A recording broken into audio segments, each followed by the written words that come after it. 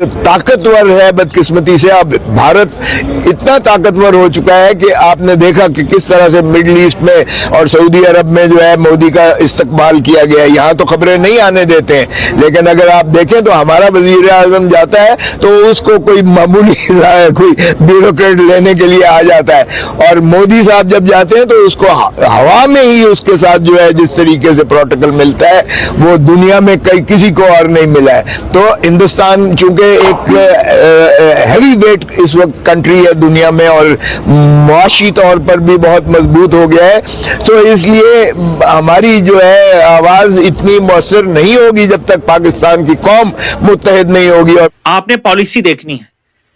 भारत हमला करता है और आधे घंटे में हम अनाउंस कर देते हैं कि सीज फायर पे हम अग्री करते हैं।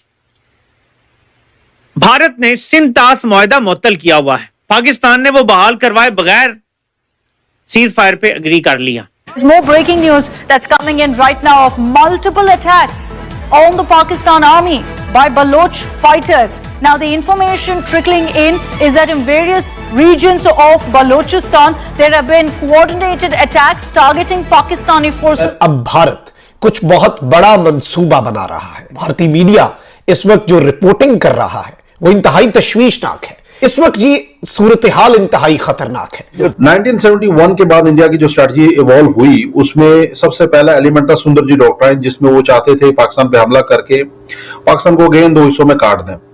वो नहीं कर सके, न्यूक्लियर वेपन बन गए। अल्हम्दुलिल्लाह Pakistan became a nuclear weapon state. 2001-2 में दोबारा इंडियन पार्लियामेंट पे जब अटैक हुआ तो इंडिया अपनी 8-9 लाख फौज लेके बॉर्डर पे आ गया, दोबारा हमला करने की कोशिश की, लेकिन न्यूक्लियर फैक्टर की वजह से they could not attack Pakistan again. अब ये वो लिमिटेशंस थी जिसने इंडिया को पुश किया कि वो टोटल वॉर से अब आए लिमिटेड वॉर की तरफ अंडर न्यूक्लियर अम्ब्रेला।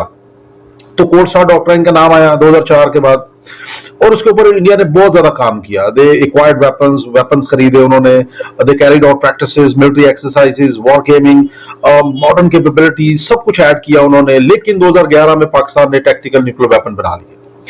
अब जब पाकिस्तान ने टैक्टिकल न्यूक्लियर वेपन बना लिए तो बेसिकली पाकिस्तान न्यूक्लियर वॉर को ले आया बैटलफील्ड पे, और बैटलफील्ड न्यूक्लियर वेपन्स।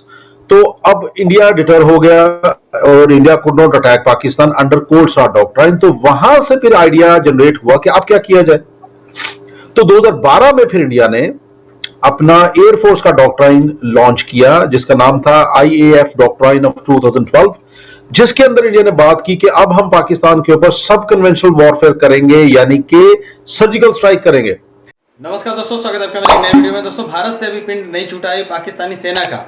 दोस्तों लिटरली मैं आपको बता देता हूं कि भारत से इन्होंने इतना संघर्ष किया है, भारतीय सेना ने इनका बहुत ज़बरदस्त तरीके से मोर्चा लिया, इनको बहुत नुकसान भी पहुंचाया है। लेकिन अगर बात BLA की करें, बलूच लिबरेशन आर्मी जो बलूचिस्तान को अलग करना चाह रही है काफ़ी सालों से, मतलब कि अगर बात करें 1947 से वो लोग लड़ रहे हैं, पाकिस्तान से अलग होना चाहते हैं। तो इस बीच में पाकिस्तान सेना के जितने सैनिक उन लोगों ने मारे हैं उसके आधे भी सैनिक भारत के साथ इनके संघर्ष में नहीं मरे हैं। तो बलूच लिबरेशन आर्मी ने एक बार से फिर से मोर्चा संभाल लिया पाकिस्तान सेना के खिलाफ। भारत से भी इनका पिंड नहीं छूटा, सीज फायर ठीक से नहीं हो पाया था। बलूच ने फिर से इनके खिलाफ मोर्चा खोल दिया है। बहुत ज़्यादा बौखलाहट पाकिस्तान की मीडिया डर रही है। भारत के जो प्रधानमंत्री हैं उनकी तारीफ कर रही है कि जो भारत के प्रधानमंत्री कहीं जाते हैं तो उनको एक तरीके से रेड कारपेट बिछा दी जाती है। एक पाकिस्तान का प्रधानमंत्री जाता है, उसको लेने के लिए एक नॉर्मल तरीके से एक नॉर्मल आम इंसान लेने जाता है, उसकी कोई वैल्यू विदेश में नहीं है। चलिए ये वीडियो देखते हैं और मैं मिलता हूँ वीडियो के अंत में।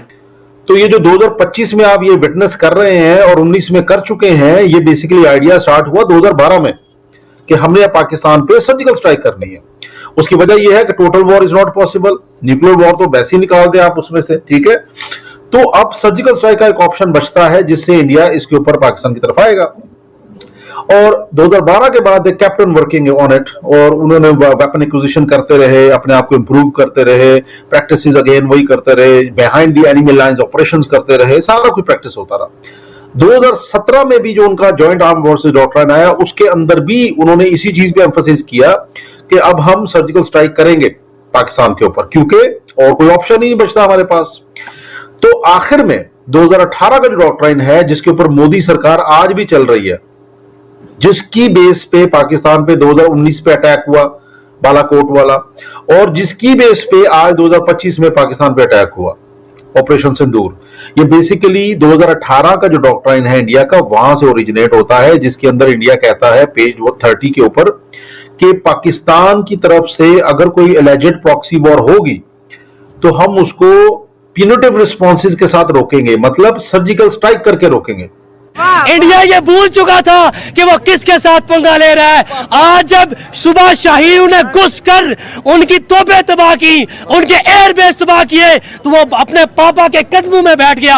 आज डोनाल्ड ट्रंप को याद आई कि ये सीज फायर बंद होना चाहिए। आज डोनाल्ड ट्रंप को याद आया 3 दिन से जब वो हमला कर रहे थे तब उनको याद नहीं आया।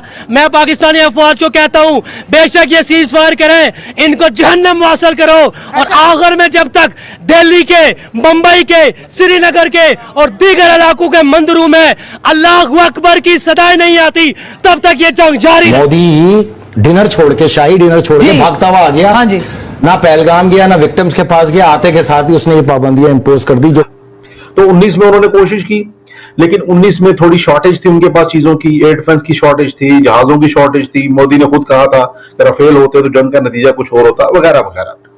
अब वो शॉर्टेजेस इन्होंने फिल की, ऑपरेशनल गैप्स को फिल किया 19 के बाद। They kept on working on it, और करते करते करते करते आज 2025 में इनकी पोजीशन थोड़ी सी स्ट्रांग हुई। इन्होंने कहा जी राफेल ऐड हो चुके हैं, air launch cruise missile add हो चुके हैं, स्टैंड ऑफ वेपन्स ऐड हो चुके हैं, और उसके अलावा इन्होंने कहा जी जो बरक-8 एयर डिफेंस सिस्टम है इजरायली और रशियन S-400 वो ऐड हो चुका है।